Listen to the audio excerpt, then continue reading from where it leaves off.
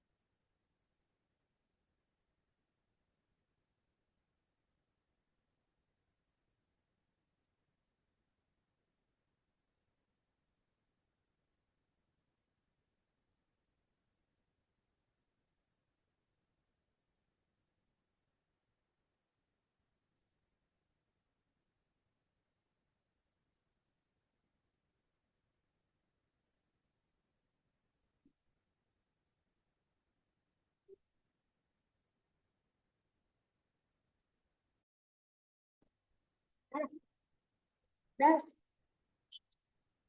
da, da. Et puis, allez bien. Hmm?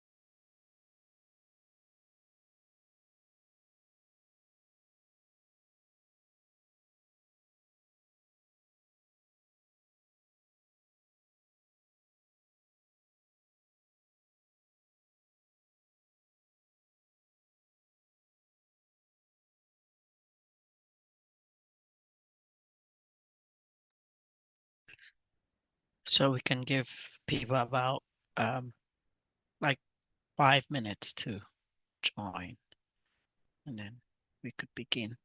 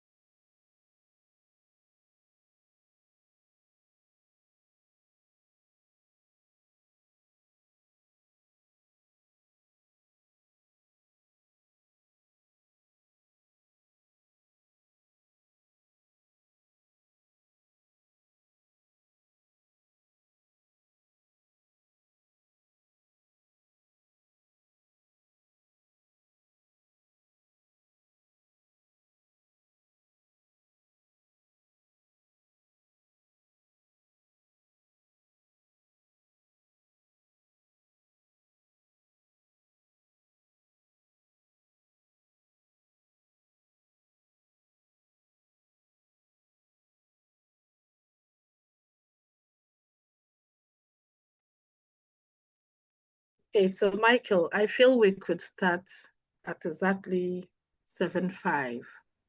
Yes. Okay.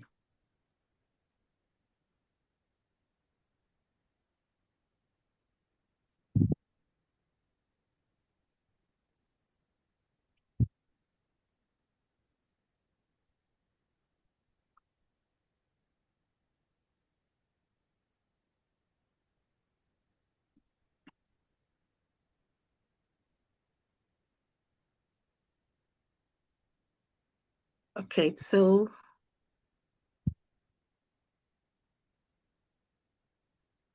good evening to all our participants and welcome to this Zoom lecture once again.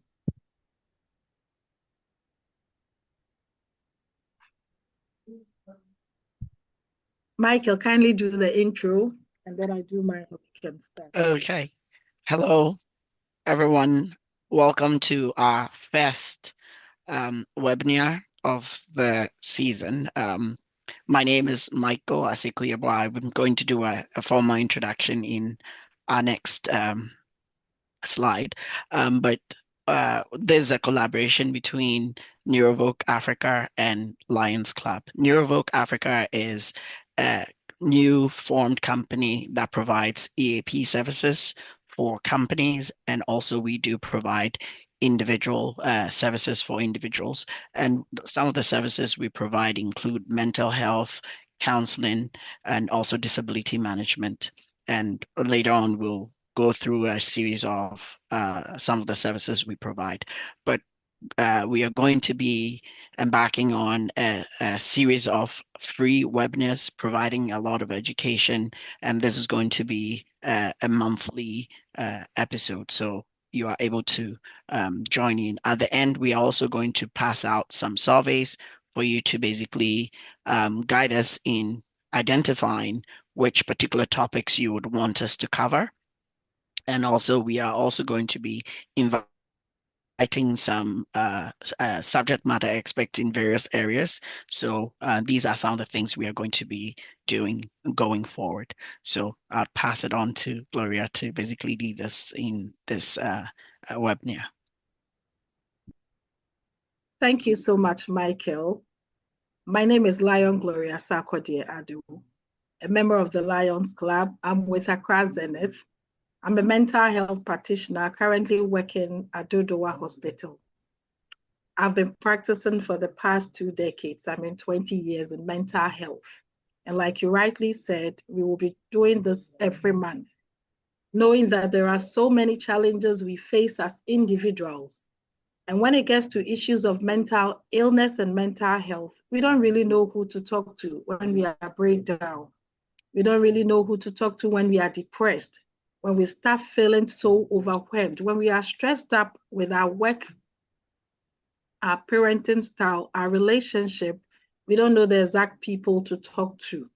So we are given the platform so that at the end of this webinar, if you have anything related to mental health, you can call on us at any time and the services will be provided. Lion Uche, can you kindly talk a little bit about lions or even Lion Ima so that our participants who don't know anything about Lionism will also learn from us before we start with the presentation.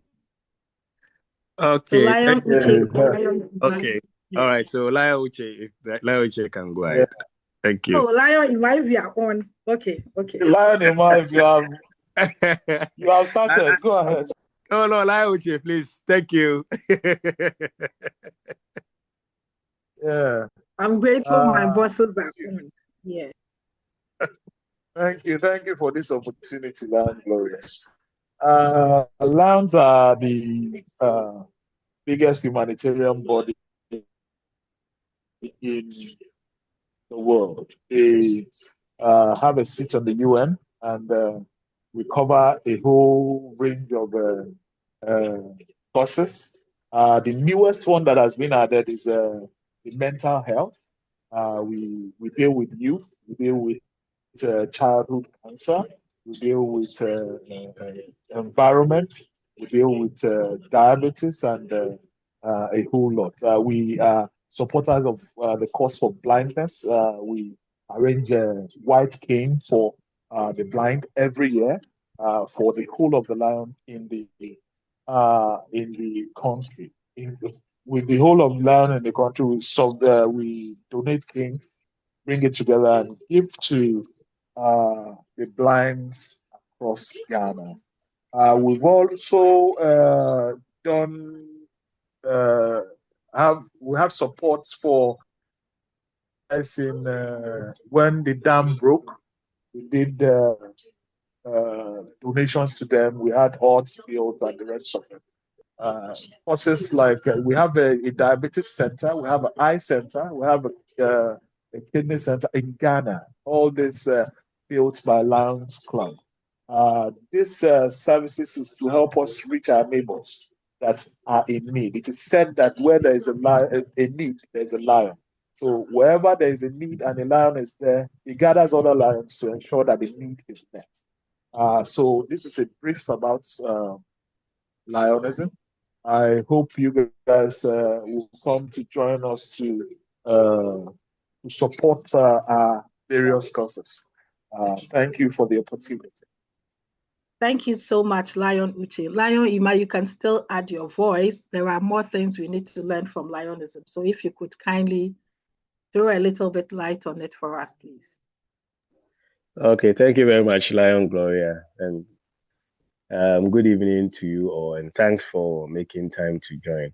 So to build a bit on what Lion Uche mentioned, Lions Club is basically a humanitarian service club where like-minded people, professionals of all walks of life meet to serve the need in the community. And as Lion Uche mentioned, there are so many things that we've been doing, not only in Ghana. Lions Club is around the world. We are everywhere. We are everywhere. And what we do is that we support the communities that we are in. We give to society. We make sure that we are helping build a society that everybody gets protected. Everybody gets their needs met, everybody also gets the future that they want. Imagine a community without water and the Lions Club giving that water. Imagine a community without school and Lions Club coming together to give that community a school. Imagine a community needing some health facility and Lions Club coming together to give to that community. Imagine a community that needs support and Lions Club coming in. And you can be a lion, I can be a lion, I am a lion. And all we do is that we come together to support the cause or the need of every person or the world, to help everybody to be able to realize their dreams. And we invite those who are on Lions to also support or come across and become Lions as well, to be able to propagate the best life or world gives. And like I indicated, Lions also gives you the opportunity to network with friends, like-minded people across the world who also have needs into various professions. You can also get professional advices from people in various professions as well. You can also have what the Lions Learning Center, which is equivalent to the um, Udemy and the likes and Allison and all that, where you can learn to upgrade yourself and not be knowledgeable in everything going on around you.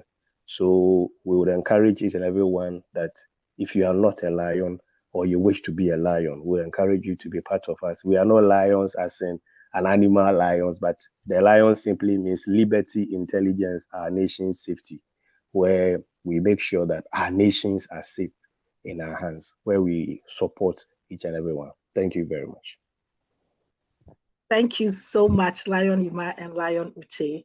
We are really grateful for this insight about Lionism. I believe that after our webinar, people will start thinking whether they will join us or not.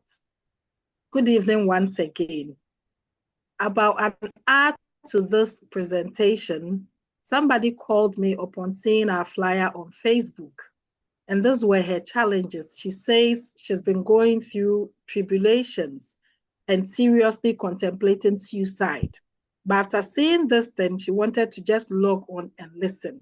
So as an inquisitive professional, I asked, what exactly is your problem? All she told me is that she has 2 degrees. She's now 47 years, has not been employed officially. She's married to an alcoholic. Life is just not too good for her. She needs to beg before surviving, and she cannot even afford basic needs. Upon seeing herself going through this, and sometimes seeing people she feels she's better off than who are surviving, she sees herself as a failure. And in that regard, she's seriously contemplating suicide. This is just 1 hour into this section. Within this week, I've also heard of 2 suicidal cases because I'm a clinician. And it happens that one person was on admission on the ward.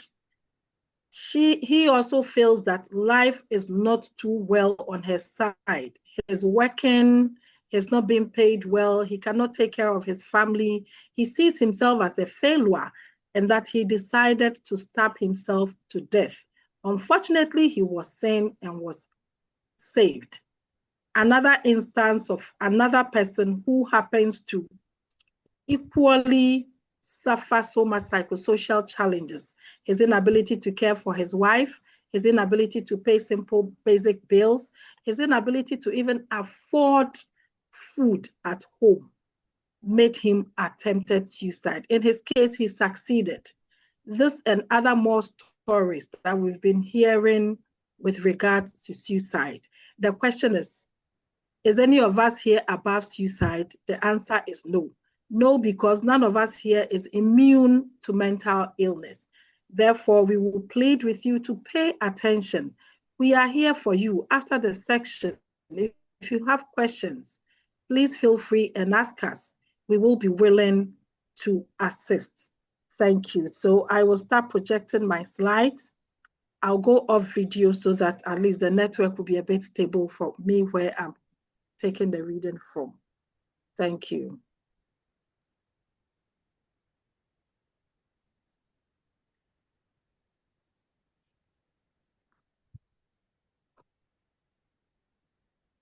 The theme for this year's suicide is changing the narrative. We want to break the silence with regards to suicide. People feel so stigmatized if they come out openly to talk about what is going on in them. So we will take this opportunity to discuss what suicide is. What are the risk factors associated with suicide? What are the warning signs? What do you need to see and know that my friend, my colleague at work is going through some serious depression and is likely to contemplate suicide? Then suicide prevention strategies, how do we overcome them? In as much as we'll be going through the same stresses over and over again. Why are some people able to manage the same stresses others would want to end their lives for? We also look at the role of the media and technology. We look at the community and culture engagement, the role of healthcare providers, since most of the times we are normally the first point of contact when there is any suicidal attempt. And then we also look at support and crisis resources available. And then a call for action. When you see something like this, what do you do? How can you help? So what is suicide? We've been hearing suicide, suicide, suicide. What comes to mind the moment we hear suicide? So suicide, we all know, is a major public health issue affecting individuals across all ages. It will interest us to know that sometimes as young as 10-year-old boy, 10-year-old girl would want to kill himself or herself for reasons best known to themselves. And then sometimes parents' inability to understand them when they are going through crisis. It can affect any gender, be it a male or a female. In Ghana, as we speak, annually, we are recording about 1,500 suicidal cases. These are the ones reported in our hospitals. How about the ones we don't know anything about? Globally, every 40 seconds, people are dying, according to WHO report 2021. So let's ask ourselves, if every 40 seconds we are losing one life, within 1 minute, the mathematician, can you help us to know the number of lives we are losing in 1 minute? And we have 24 hours in a day, 60 minutes in an hour. So let's do our calculation and see the number of lives we are losing through suicide. It is really a call for worry.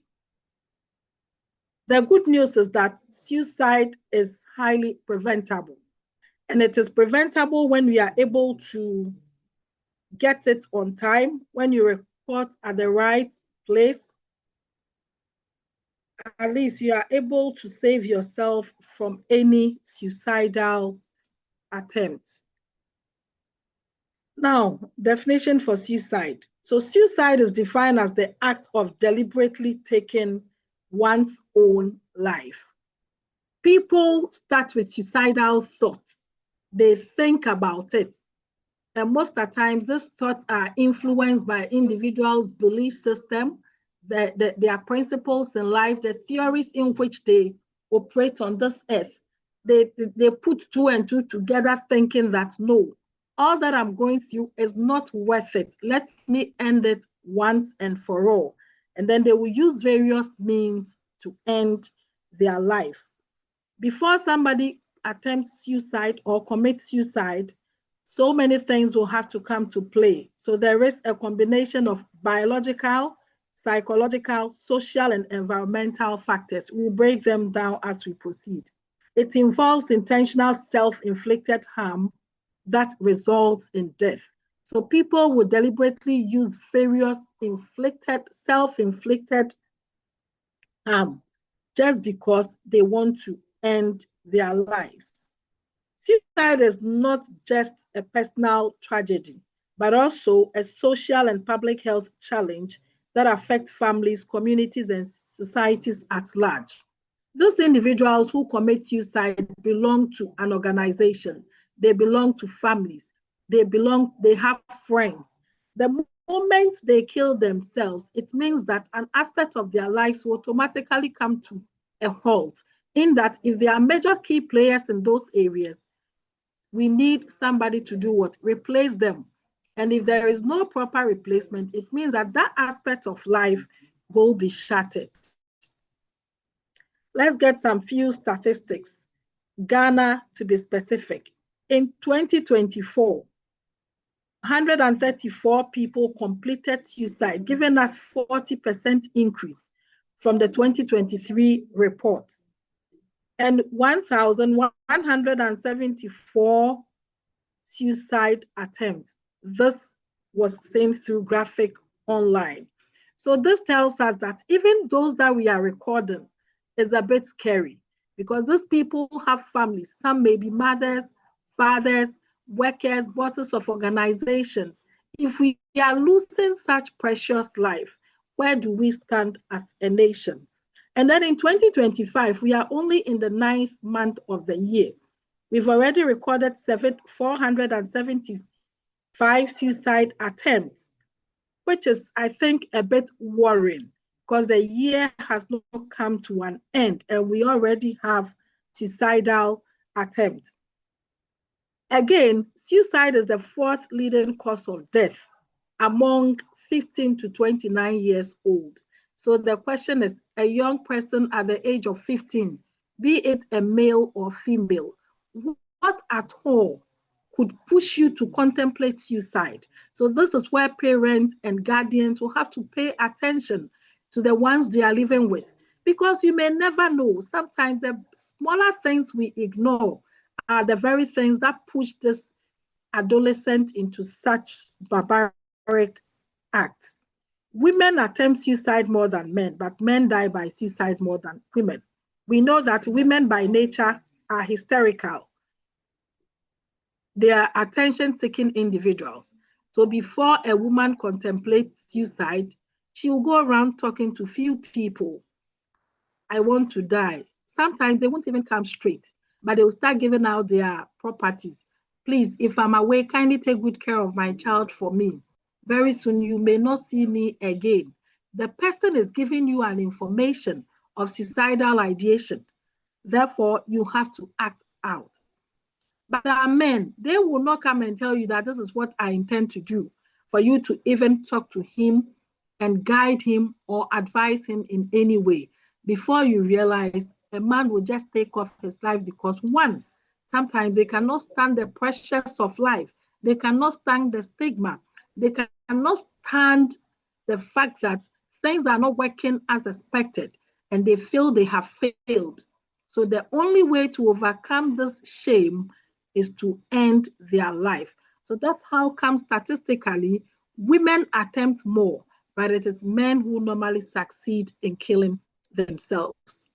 Now moving to the global statistics, over 700,000 people die by suicide every year, according to WHO 2021 report.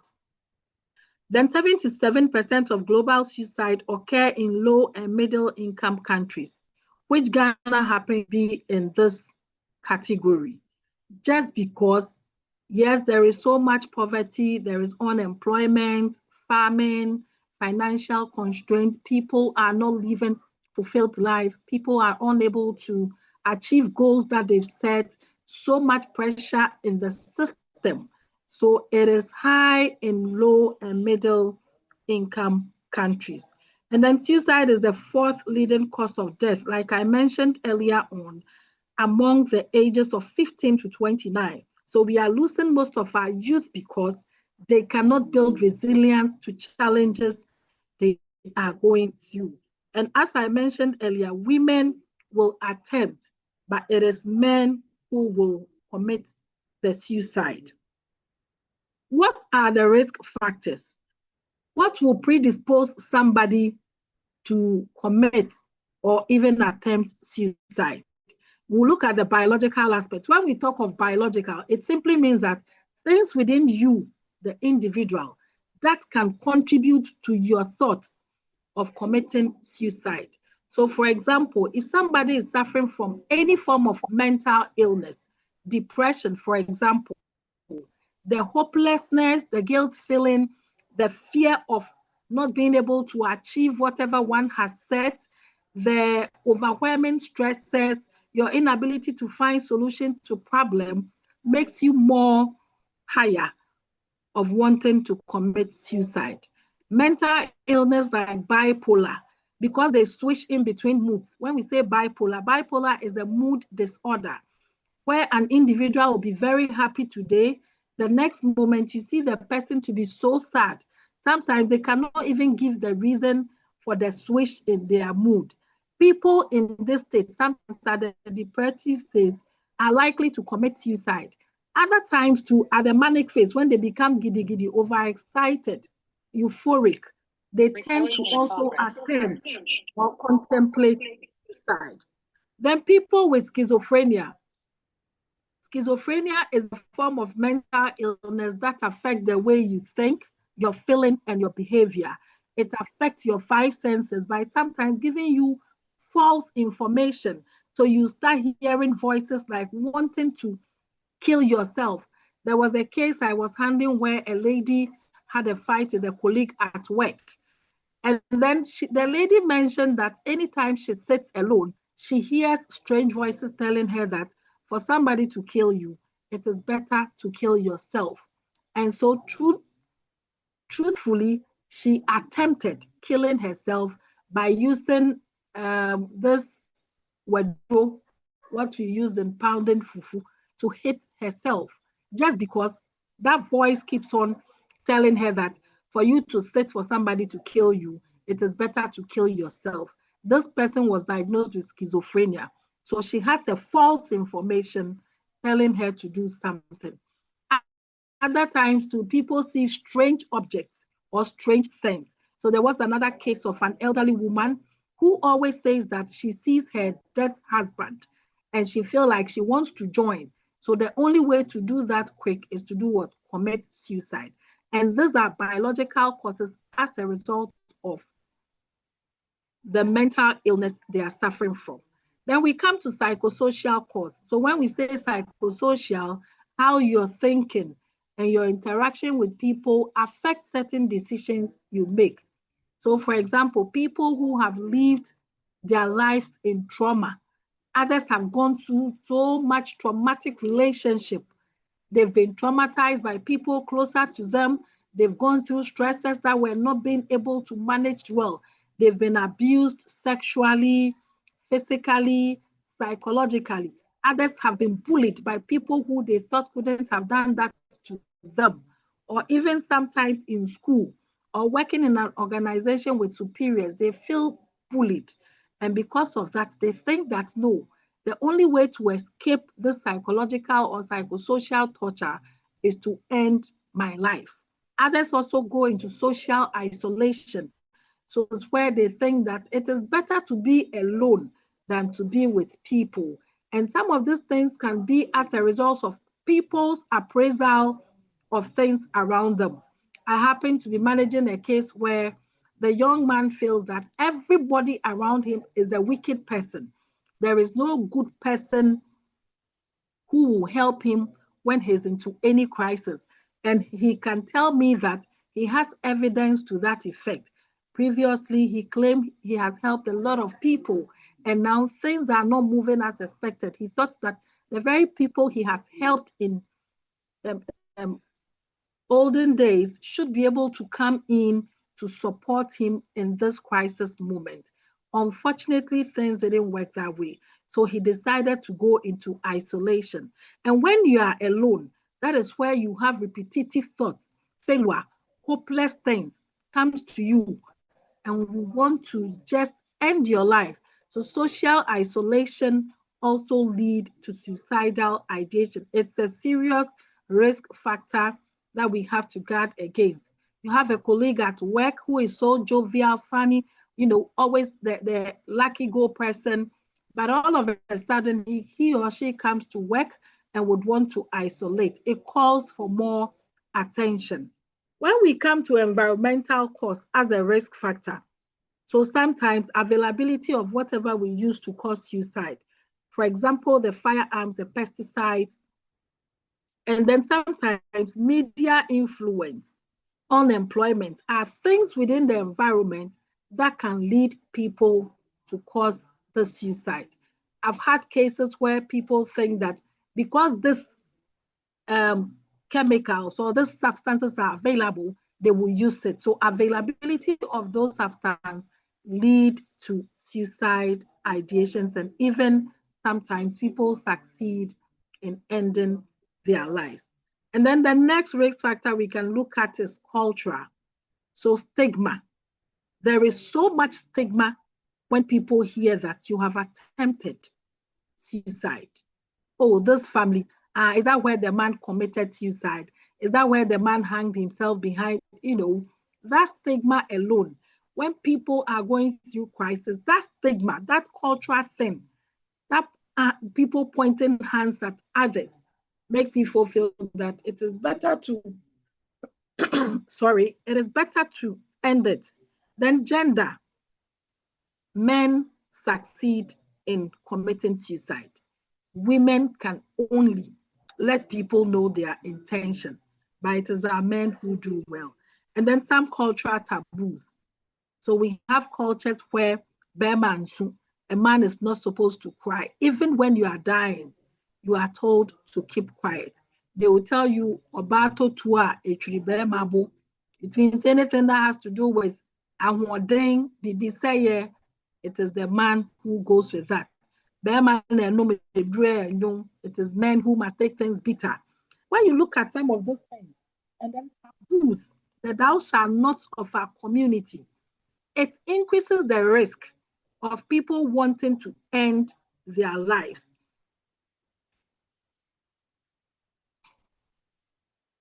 More on the psychosocial factors. So I mentioned the history of trauma. One thing that creates so much emotional wound is trauma. People cry within silently, especially with psychological trauma, where they give meaning to situations instead of taking their time to break it down gradually and make better meaning out of a situation. They end up rather seeing it in a more negative perspective and would want to rather die than to solve the existing challenges. Then bullying, once again. Now, when you come to our schools, when you come into our communities, people in authority will deliberately bully their subordinates because they are in need. Sometimes ladies are bullied just because they need some form of survival. Then when you come to abuse, a lot of people are also being abused physically, psychologically, and even financially. Physically, in the sense that intimate partner violence, you are there with somebody you claim to be in love with, and then all of a sudden, one or two things, and then there will be this fight, and because one person is weaker than the other, the person tends to abuse the person physically. Then psychological abuse, when there is a problem and we need to sit and talk as partners, as friends, one person will decide to keep to herself and then intentionally punish the other person. Those who cannot really hold on to some of these things will want to end it all because at the end of the day, life is not worth living. Then social isolation, I've mentioned. You go to church, you see that, or you go to an organization, a particular meeting, you see that one person is so lively, all of a sudden that person is not involving as he or she used to be. It really calls for worry, and we must pay attention to these things when we are with people. Without that, you will not be able to see. Sometimes people make funny statements. Oh, I want to die. And I mean, life make difficult giving. Waiting, man do and things no they work well. People just make this jovial statement. We shouldn't take it for granted. We should try and probe a bit because it's an information that is being passed on. Without taking your time, you will never know. What are the cultural beliefs and stigmas surrounding mental health? So we will look at the cultural stigma that creates, excuse me. Yes, so we look at the stigma that normally creates barriers that discourage people from really seeking help or talking about mental health openly. At a point in time, when somebody works in a psychiatric hospital and you ask, where do you work? As a professional, the stigma of I work in this institution it won't even let the person talk about it, let alone somebody approaching. When people see you going to any of the traditional psychiatric hospitals for assessment, does it mean that you are mentally ill? Because of that stigma, people wouldn't want to even take any step. And then nobody will want to openly discuss anything mental health. But when you come out with a sign, all you hear from a colleague is, hey, and then, oh, bodam. Now, they say, yeah, bodam, these things that you are saying, it's purely mental illness. So people are not free to talk about their mental health just because of that cultural stigma and that barrier. Who do you go to? Are you going to the professional, or because of the perceptions attached to causes of mental illness, people will prefer to go to a prayer camp or any church for solution instead of coming to the right places for the right intervention. Then sometimes misconceptions about mental illness. So I mentioned earlier on that in the olden days, people feel that when somebody is suffering from mental illness, it simply means that either you've been cursed, either it's a punishment from God, or you have done something that the system is trying to find its own way to punish you. And so with this misunderstanding, people fear to even take steps when it comes to mental illness. You go to certain churches and you see our mothers, our friends, our sisters, our brothers in shame just because the spiritual leader feels that an evil spirit has entered this person and it must come out. The unfortunate thing is that sometimes our own friends, the elite, those we feel are educated enough, who should know better, are the very people who will take issues up to these churches for intervention. But you can't blame them. You can't blame them because we have false beliefs about mental illness, and this really contributes to the health-seeking behaviors of people. The other thing to look out for is prevention of help seeking. So stigma often prevents people from seeking professional help. I remember that now, anytime I give any form of mental health education, I normally ask people, have you gone to any hospital to know your mental status? Then you could see the laughter because it sounds so funny.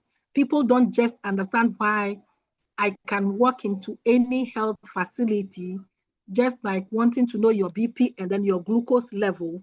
It is the same way you can walk into facilities to know whether you are depressed, anxious, or going through any stressor. So the prevention of help seeking is also one thing that is also leading to some of these challenges we are facing when it comes to mental illness and then suicide. Those of us online right now, if I may ask, how many of you do have professionals that you can confide in when you are going through some form of psychological challenges? You have all sorts of friends. You have a doctor friend, you have a lawyer friend, your hairdresser, your mechanic.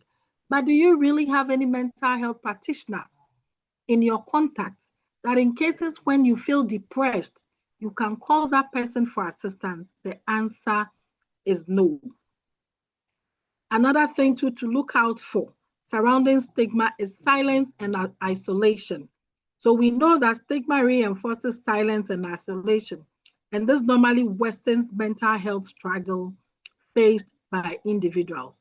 I would like to rather keep quiet than to discuss my issues with somebody who starts laughing at me or start sharing my stories when you've not been told to do so. And with this culture of silence, people would want to keep to themselves than to discuss. So if you are not inquisitive enough to notice changes in people, then we will continue losing our loved ones. What are the warning signs? What will tell you that, hey, Madam Gloria is going through something? As a colleague in the office, as a church member, as a friend, as a neighbor, what are the warning signs? So first of all, the person will be talking about wanting to die or feeling hopeless. In your conversation with the person will just tell you, life is meaningless. Everything I do is not working. Nothing is moving on for me. I can't afford certain basic needs. I feel irresponsible. I feel like a failure. I'm unable to get a house at age 40. I don't have a car at this my age. I still struggle, for even what to eat. When people start talking like that, I'm tired of life. After all, what is it? Or die, be die. When you hear such comments from people, it's a wake-up call. Let's take interest. And I mean, the interest should be genuine interest so that they can voice out the more. And if you have any assistance, you can help them. And then you also see others withdrawing from family, friends, and society. So like Lions Club, we know it's an organization where occasionally we meet, greet, and have fun. There is a particular person who has always initially used to be present, but all of a sudden you don't see this person in any activity. You might think that the person is just tired of joining. Please, let's be interested because we should know people we are closer to. You should know the kind of personalities you are dealing with. Yes, genuinely, we have some people who naturally would want to keep to themselves. It's fine. But there are others who are just not okay. And because they are not okay, that is why they will want to withdraw from family and friends and even the society at large. They start giving excuses for not coming to work. Oh, why are you not at work today? I'm not feeling too fine. Oh, I need to take this from a friend. Constantly giving excuses. There is something that you need to probe more. Then when you see sudden changes in their mood, so they switch. Today you see the person so excited. The next moment, the person is as low as something. You should probe. When people tell you that their sleep pattern is altered, they are not sleeping as expected. They tell you, I go to bed around 9, and sometimes I can only remember sleeping for just an hour. I'll wake up very early and sleep will not come again. When somebody tells you that, you should know that there is something wrong. What at all will not let you sleep? Could it be that you are overthinking? Could it be that they've diagnosed you with a particular condition? Could it be that you've set a goal and you are not able to meet? Could it be that you are in a relationship that is not helping, but rather draining you? We should be able to find out when people complain about their poor sleep. And then when there is change in behavior, so all of a sudden you see behavioral change. They are not getting on well like they should get on well with other people. Some also try to give away possessions. So you'll be there and a friend will come and give you a valuable item. Oh, I've dashed it to you. Please take it. I don't need it any longer. You could see that this is the thing that this my friend needs. This friend is not so much rich for you to say that because the person can afford what he or she is giving out, but because of an intention. So you need to ask questions before accepting certain gifts. Don't just accept it because it's a gift given to you. No, the intention behind the gift may be terrible. So don't accept gifts that you could see that genuinely this person needs it. So why is the person giving it away? They also always say goodbye to you. Oh, it's likely that you not see me again. Oh, this is your last time of seeing me. You might think the person is joking with such statements. Please pay attention and then let's help our friends, sisters, brothers, and mothers. And then others also involve in risky behavior. Well, what do risky behavior means? If they are not sexually active, they become sexually active all of a sudden. They want to sleep with anybody unprotected. After all, be die. When they are driving, they drive so reckless. If you are sitting in their car, you ask, Mama, Amma, Gloria, why are you driving like this? This is not you.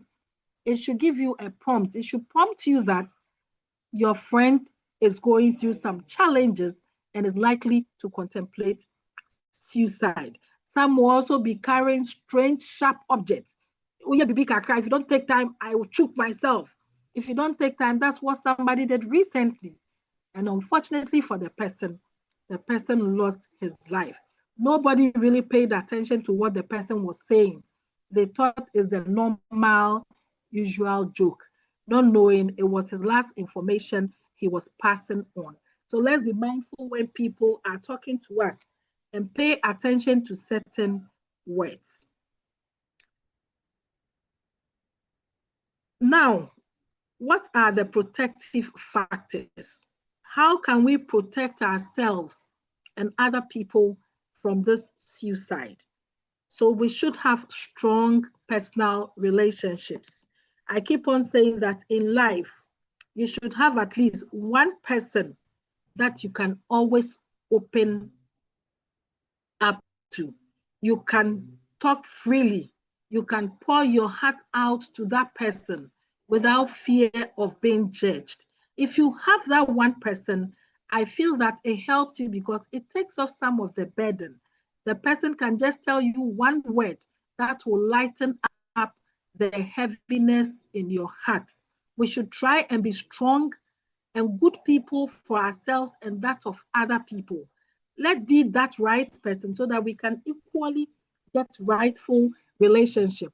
If you are in an intimate relationship, a man or a woman, make sure you are with the right person, because sometimes this intimate relationship even leads to more terrible suicidal ideations, in the sense that you've gone into it and you realize that you are in it with the wrong person. What do? Sometimes turning back, it's wahala. Going forward to, it's another wahala. When you see that you need to advise yourself, rather look out for that one person.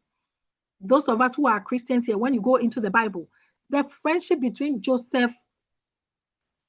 David and Jonathan, it was so strong that they were ready to die for each other. The sacrifice was so great to the extent that one person was willing to even leave what is expected of him to the friend. So we should try and get that strong personal relationship. Then we should get access to mental health care.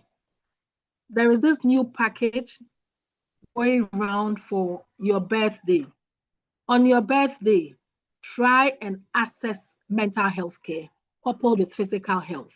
So when you walk into any hospital, don't just go for your physical care. Ask of mental health assistance.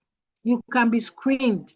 They can take you through a comprehensive assessment, diagnose some few psychosocial challenges, and then get a plan for you to go through counseling.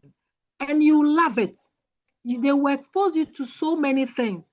They will let you explore so many psychological areas that you've not paid attention to. So let's try and access mental health care. Gone were the days where we have only 3 psychiatric hospitals, either Ankafo Pantai or Accra Psychiatric Hospital. And for you to go there is a problem. Thankfully, we have it in all our district hospitals. And there are lots of private organizations that offer mental health care services. So organizations can talk to them to come in and help employees so that everybody can work peacefully. Then spirituality and religious support. In dealing with humans, there is no way you can write off spirituality and religious support. Some people find solace in religion. At least if they go to the higher power, we all believe in one higher power. Some call it Allah, some call it God, some do it through other images. It is about you. Where do you have that belief? What do you believe in to be your highest source of energy? What do you believe in to be your highest source of power? You need to go to that source and energize yourself through whichever means. So as a Christian, for us religiously, we go to church, we fellowship with our fellow brothers and sisters, we read the Bible, we encourage ourselves, we affirm positively. If you belong to any organization, you could equally do that so that you can stay firm and overcome some of these challenges, because the source of power you believe in will give you that power to be able to overcome certain challenges, build resilience in times of crisis. Yes, the challenges may be there, all right, but those sources will encourage you to still stay strong. So let's find out those sources and get used to them. And then get a sense of purpose and resilience. Each and every one of us on this earth has a purpose. You are there to solve a particular problem. You need to identify within yourself, what can I do and do so well? What can I do to give back to society? What can I do to, be productive and fruitful? What can I do to contribute to bring solution in my community? We have a sense of purpose for yourself, your organization, your community, your country, and even the world at large. And then building resilience. The challenges are there. They will not stop. They will not change. But you will have to find a way to adapt and adjust to the issues of life. What can I do to overcome this phase of my life? Because at every point in time, we go through various phases, you have to build resilience. You should be able to champion in a way that when the stresses are becoming overwhelming, you should have a way to overcome it. If you can't manage it completely, find a meaningful way to still stay strong and find solution. How do we prevent suicide? So let's look at the suicide preventing strategies. What can I do? So universally, we have mental health education. So just as we are doing, at least we are talking about mental health, we are creating awareness that suicide is not the answer. Now let's change the narrative. It is okay not to be okay. It doesn't make you a failure. The fact that something did not work well today doesn't mean it will not work tomorrow. What it means is that you not use the same procedure. You've gotten another method. So you keep on trying until you get it right. This is all what mental health education is. Your ability to be able to adapt and adjust to the same issues that initially would have killed you. With mental health education and awareness creation, you are able to even identify them and deal with them accordingly. And then let's reduce the stigma. If I don't talk about you badly, and you also don't talk about me badly, when each of us are talking, please kindly mute if you are not talking. When we reduce the stigma, the finger pointing, people would change the narrative. People will feel free to access care. And then let's have safe media reportage. When you are reporting as a media personnel, how do we do the presentation? Do we highlight it so much? Do we talk about it so much that people will look at it and would even want to use the same means? We should be very careful when we are reporting so that it will prevent others from wanting to cause it. Another strategy that we can also look at is screening. So occasionally, like I said, you should go for psychological or psychosocial screening. We should screen certain group of people, adolescent, people within their menopausal ages, veterans, our men, our women. We should have that selective screening, because when we screen, we will see the results We have those who fall in the categories of mild, moderate, severe, and then profound. When we see that you are within the high risk zones, we quickly plan an intervention that will help you to overcome that aspect of negativity in your area or in your life. In that case, we are able to save more life than we used to do. Then there should also be crisis intervention. So in times where there are crises, what do we do? Who is your safe person? Where is your safe space? Who can you call on? Who can you quickly speak to? What can you immediately do when there are crises? How well have you packed in case of any emergency? Where do you go first? What will be the first step to take? That crisis intervention must be there for us to know that, especially people who are into relationships that you could see that this one will not take me anywhere, but because I may not have a better place of my own, I'm just patching. When there are crises, how do you intervene? What do you do to take yourself off? Then we also look at psychotherapy. So psychotherapy is a form of talk therapy where you engage a professional to speak to you about a subject on anything mental health related. So this professional will open your eyes to, let's say, depression, your belief, your core principles, your core values, your theories in life. With that talk interaction, the professional is able to expose you to so many things, and then you start questioning.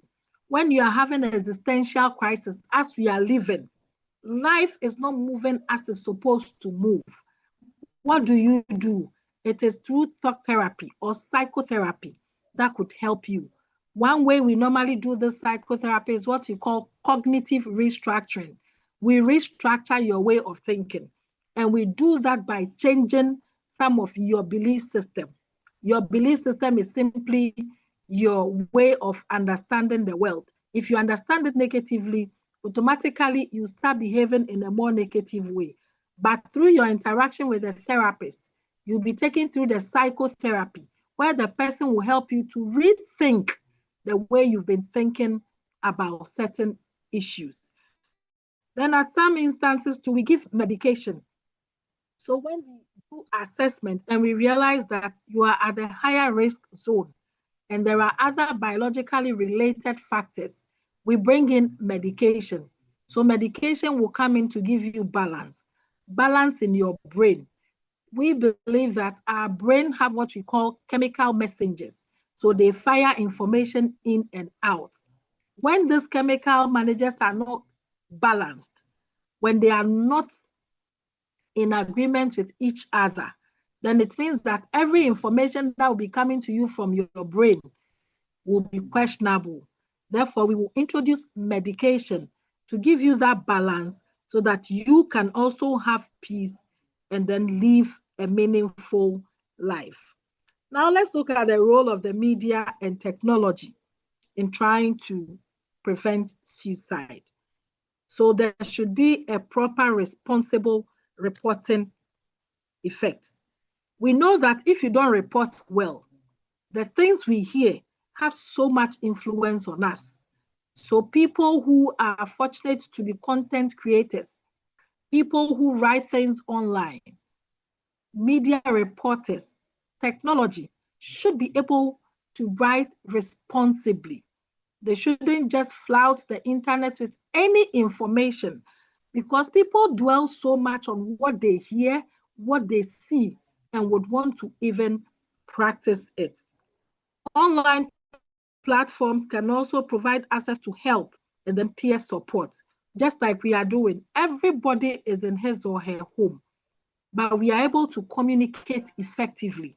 So we are using technology positively.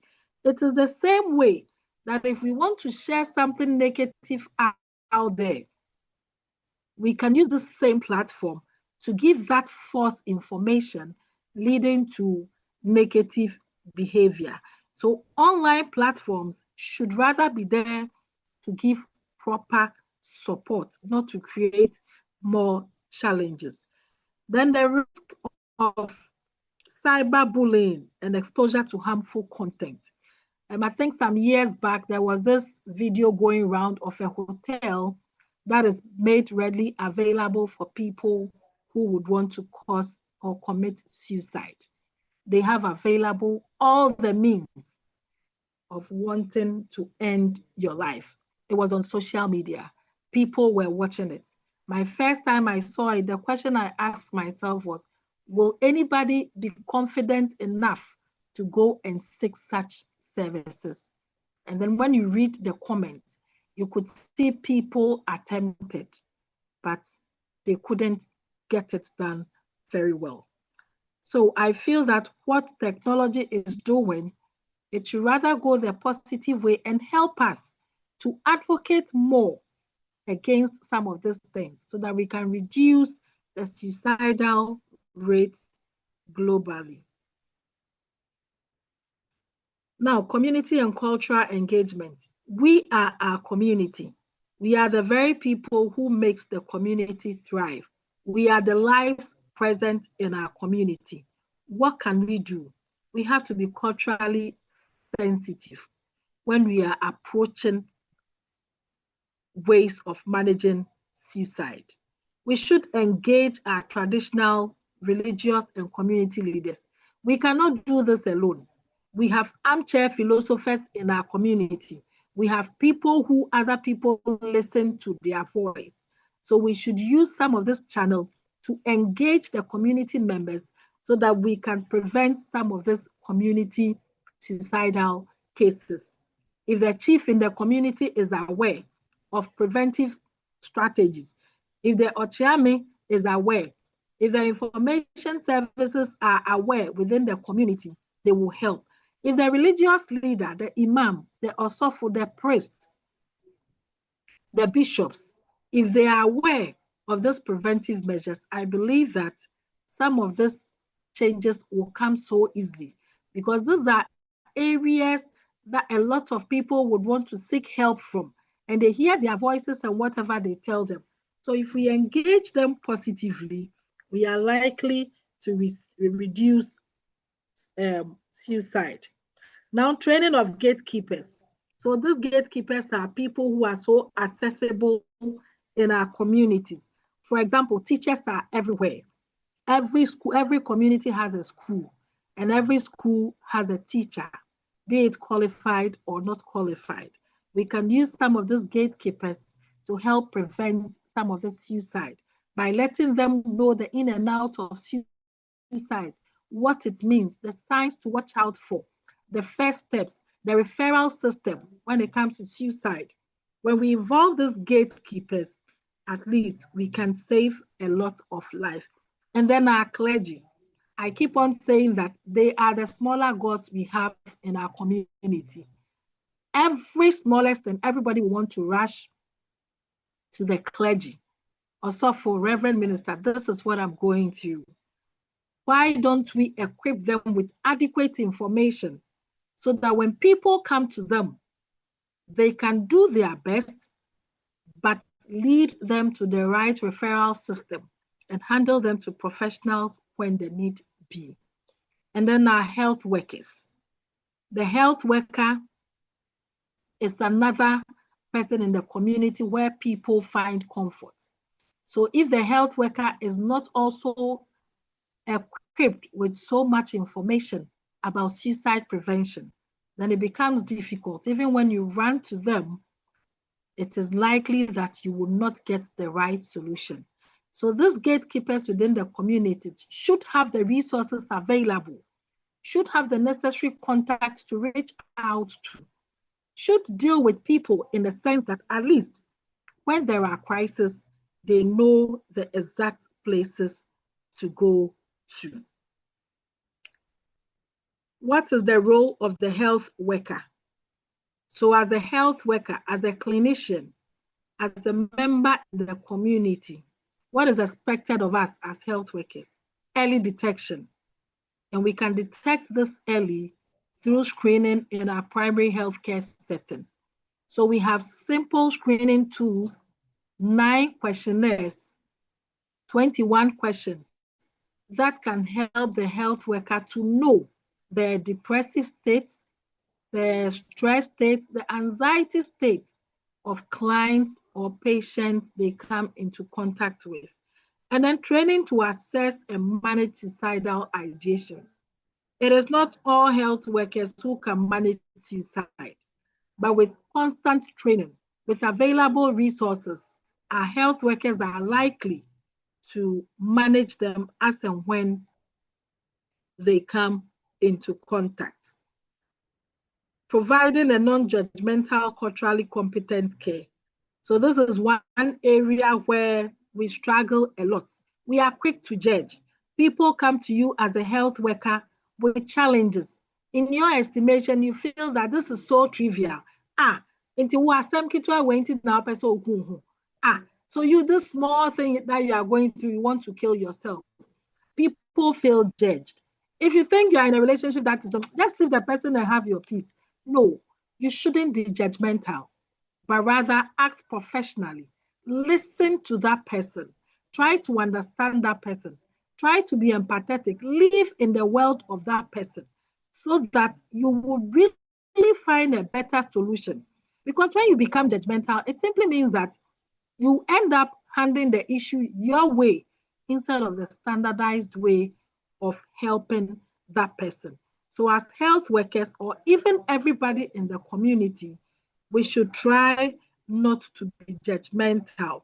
In that case, when I'm coming to you, I won't be afraid. Everybody is afraid of judgment. So I would rather keep to myself than to come to you for you to criticize or judge me for a wrongdoing.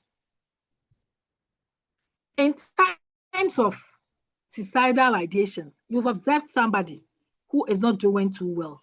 What do? We have Neurovoc Africa. They are there to support. In case of any crisis, they have a helpline. You can reach out to them. That's their contact. And then the email address and a website to communicate.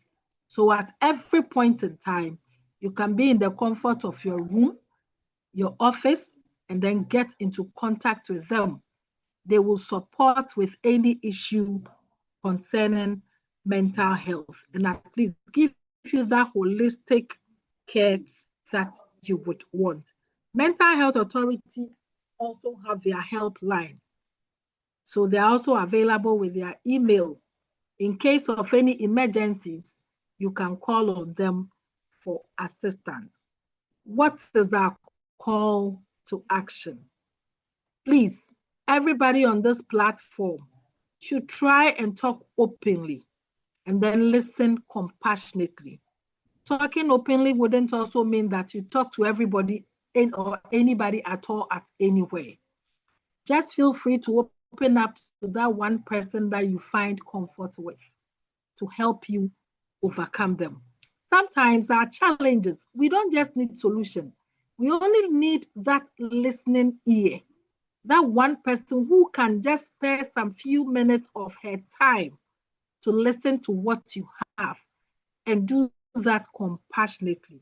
And then let's advocate for mental health inclusion in policies. It is so unfortunate that even in our country, when it comes to issues of mental health, there are few policies. But now Mental Health Authority is doing so well by trying to include mental health at the primary healthcare level, where it will be accessible, affordable to everybody. And then that consistency of awareness creation. Let's also support research and local intervention. So locally, what data can we collect? What information can we reach out to?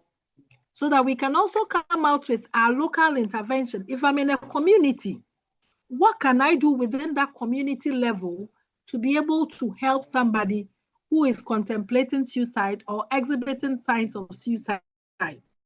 That should be a local intervention.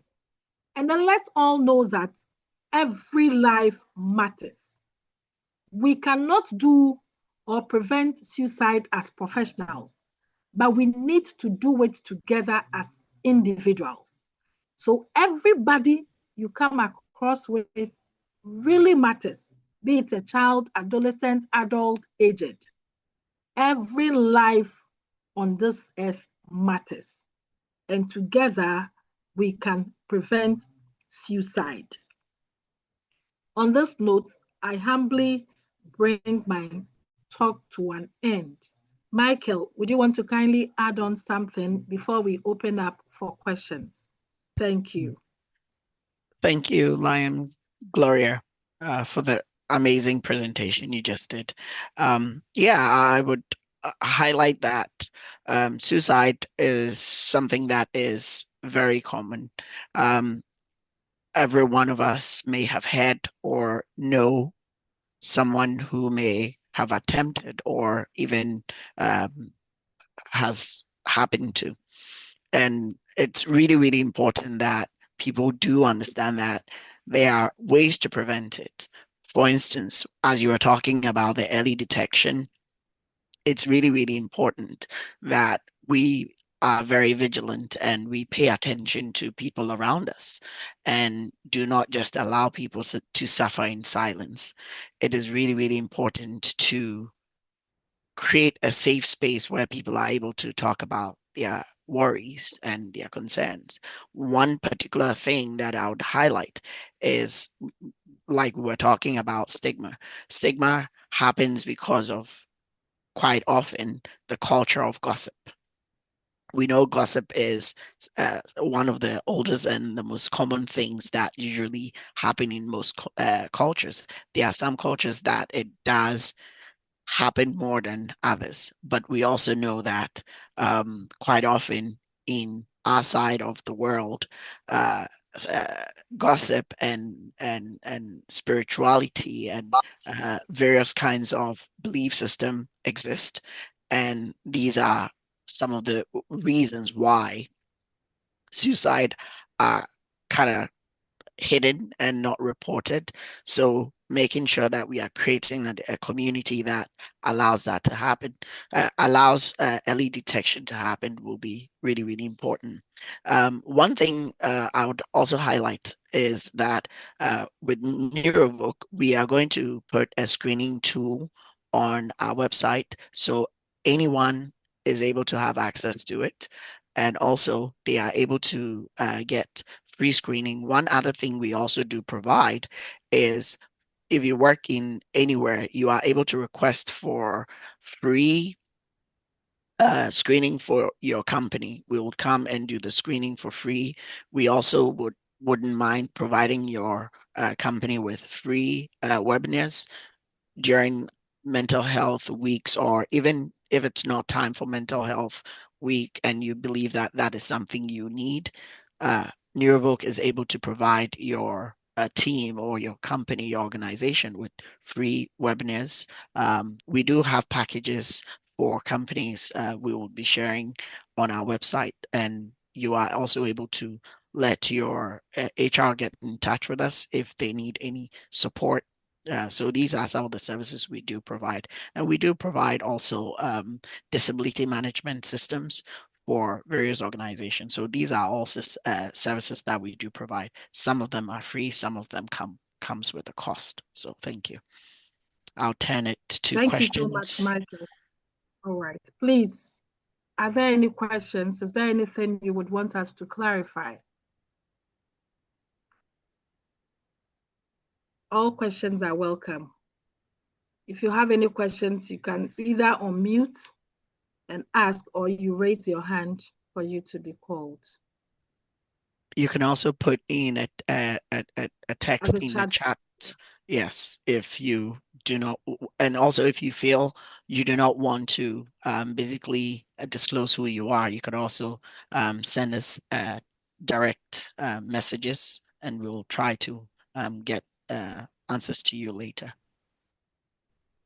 And a little bit about my background is in mental health and addictions counseling and rehabilitation counseling. So if you need any help, please feel free. I know I wasn't talking, so you may be wondering why is he saying you could reach out. Yes, my background is in that field, so please feel free to ask any questions you have.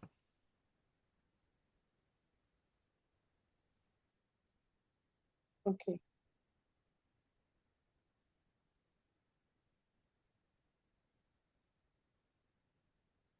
Hello. Hello.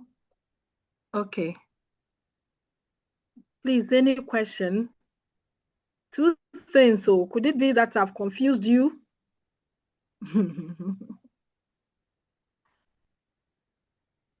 I hope I haven't confused anybody. Because when a teacher teaches and you are not asking questions, it's two things. Either you don't understand or it is well understood. Where do we stand? Is there any So question? I would start. I would ask a general question. Okay. Lion Gloria, how often do people present in ways that I would ask it in twofolds. For men, how often do you see men's attempt actually succeeding? And also, what are the likelihood that a man is likely going to follow through? Also, are there specific indicators that someone could use to basically know? Because we know with men, depression looks different depending on which part of the world they live in, right? Especially in Ghana and certain parts of Africa, depressive signs usually come in what we call psychosomatic symptoms, such as it's the back pain, the headaches, the waist pains, and things like that. So, how would someone kind of know that these are some of the things that may be happening to this individual?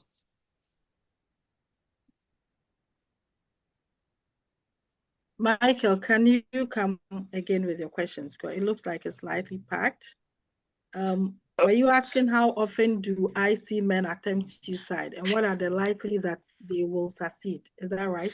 Correct. That's the first part of the question. Yes. Okay.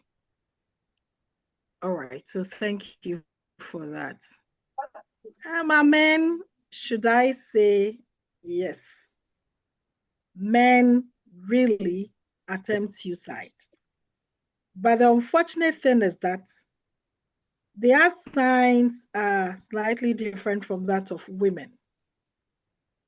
So for a man to be exhibiting a sign of wanting to commit suicide, that is where they engage in a more risky behavior. You see them driving recklessly. You see them sleeping with multiple women unprotected.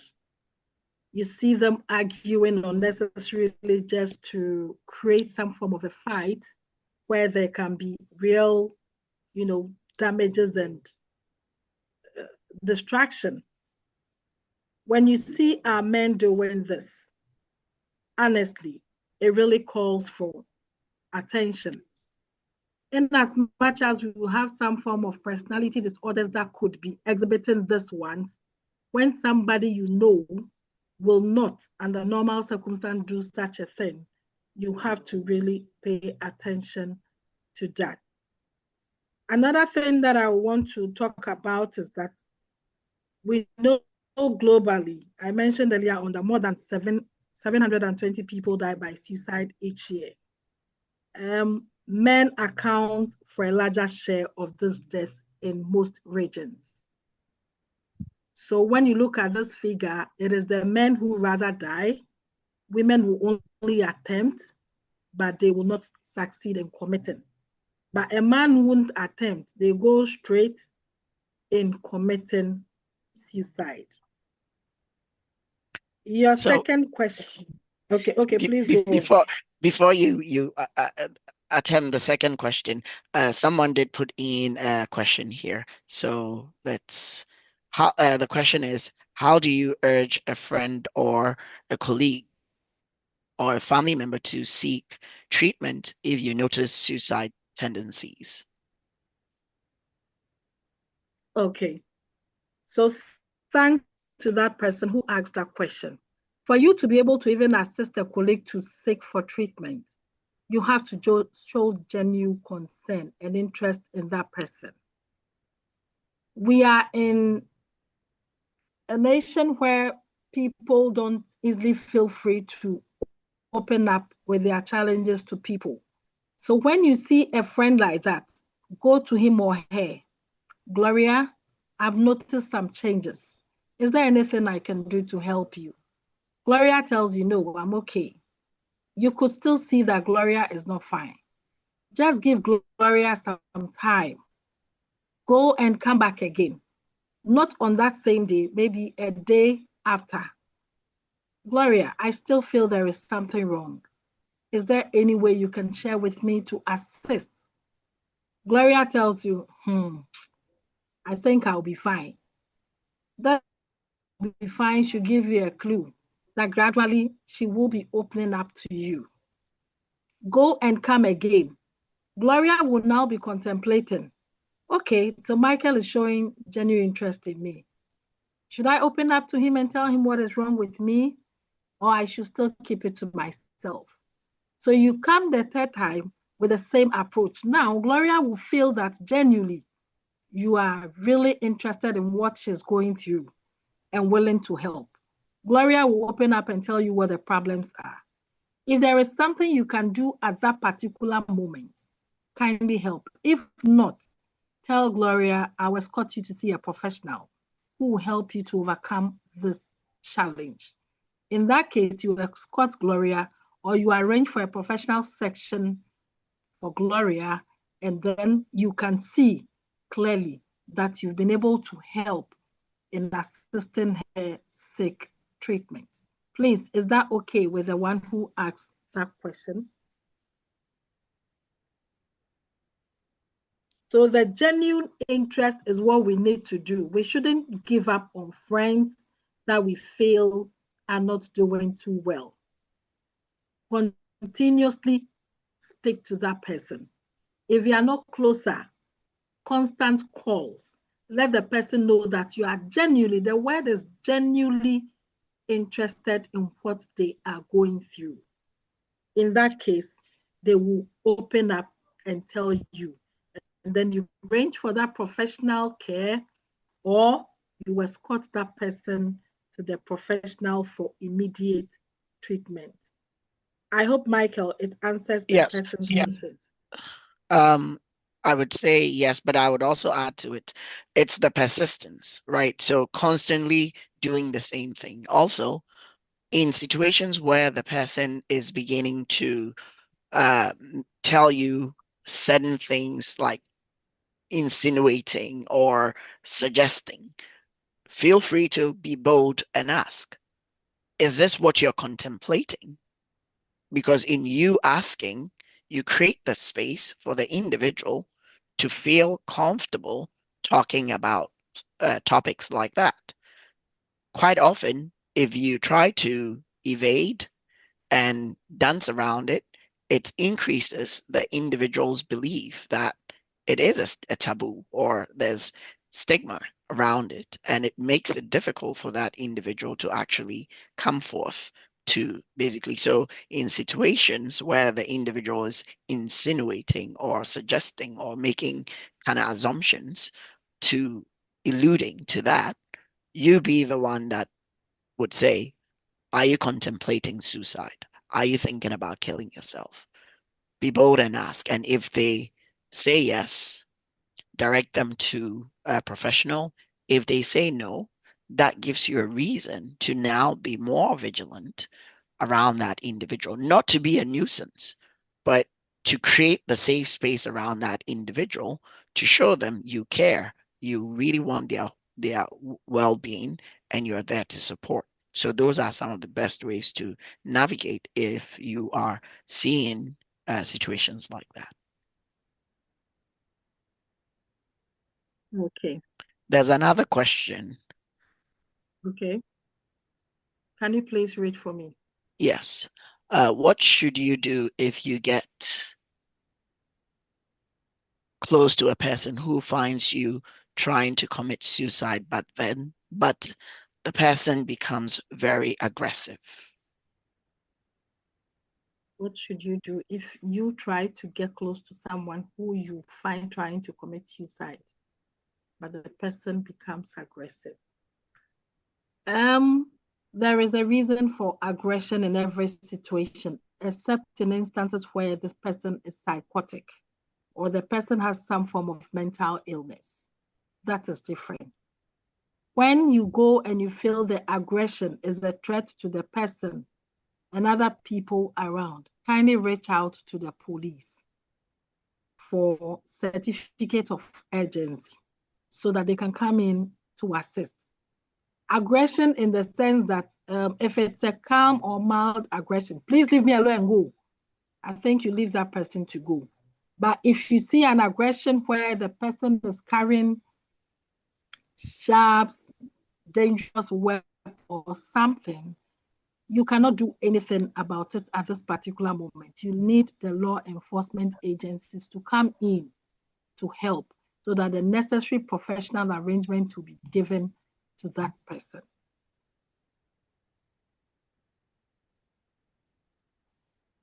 Please, is that person okay? Unless maybe there is more to it than what has just been typed. I mean, they could get on and ask if there's more to it. Yes. So, Mr. Welbeck. Oh, okay. He says, well Okay. understood.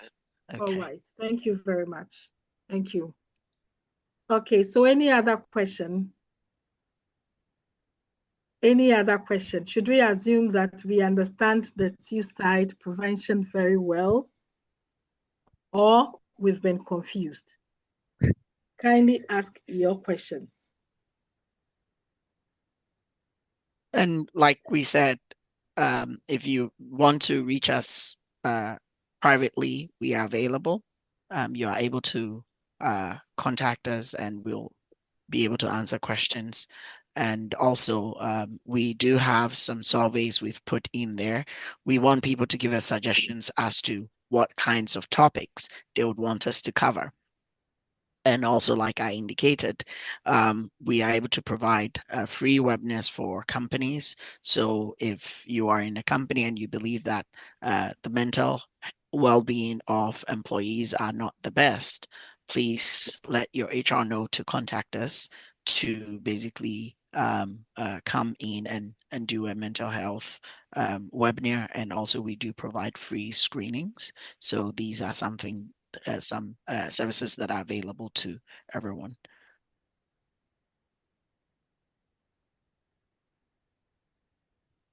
Okay. So I think that the questions are not coming. It means it is well understood per my estimation, unless otherwise. So please, like Michael said, our doors are open. And the lions on the page, since I'm a lion, is part of the service. So you can reach out, and then if we need more professional services, we will engage better. So thank you so much for coming. We are really grateful for your presence. Like we said, it is going to be a monthly webinar. So every month, there is going to be one topic mentally related. You can also let us know if you are interested in any of them specifically or for a group. We are willing to serve in that regard. So thank you so much for coming. Grateful for all lions. Is there any question? I can see one something. Okay. Okay, I think it's just a well done message. So thank you so much for everybody who made time to join us. We are grateful and will continue to serve you. Michael, your goodbye message to all our participants. Thank you very much, Gloria, and thanks everyone for joining us.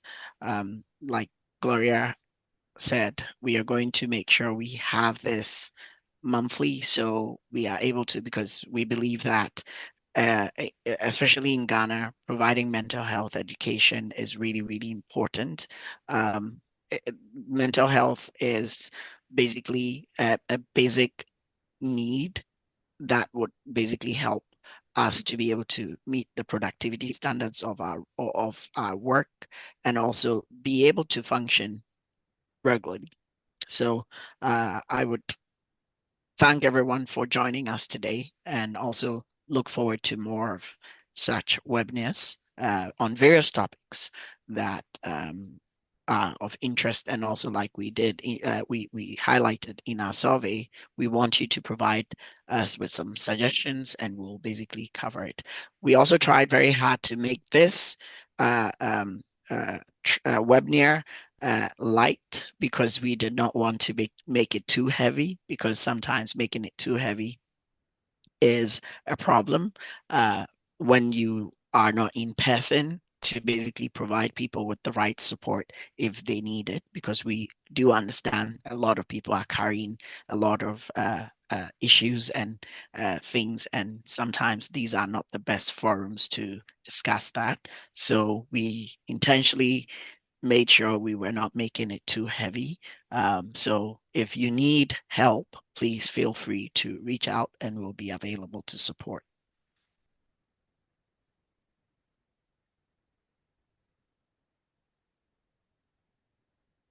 Okay, so thank you so much. We can end the section now and see everybody Thank next you. month. Yeah, thank you. Okay, so bye-bye to everyone.